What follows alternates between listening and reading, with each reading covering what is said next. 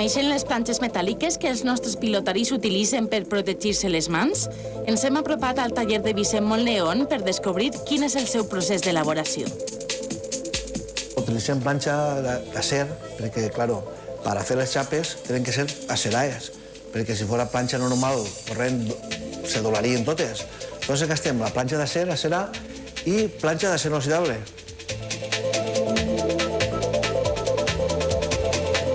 Ferramentes por lo normal d'un taller. Una cizalla para tallar la chapa, después tenemos la máquina para despuntar les puntetes, asearles, i després el procés segueix i passem a les dobladores.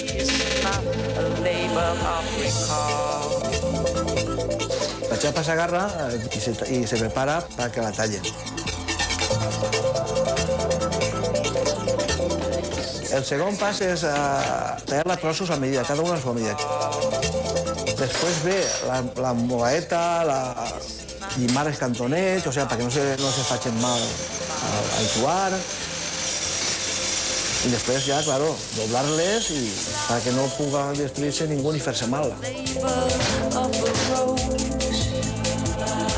L'últim pas consisteix en arredonir les peces perquè els pilotaris no es tallen amb elles al llarg del xoc i estes s'acoplen perfectament a les seues mans. Com a retoc final, Vicent pinta les seues planxes. Sí, les he decidit pintar perquè al principi, que no les pintava, claro, la gent venia, les veia molt lletges, molt rovellades, claro. Entonces decidirem pintar-les. I claro, com tenia que pintar-les? Com és la pilota, rojos i blaus.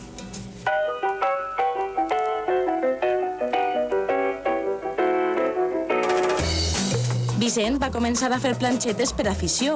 Avui dia són molts els pilotaris que acudixen al seu taller per fer-se les planxetes a la mida de les seues mans.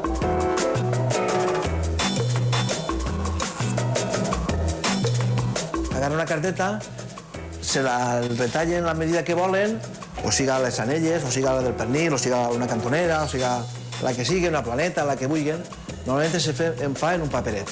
I sobre el paperet ixe, a la que me marquen, faig.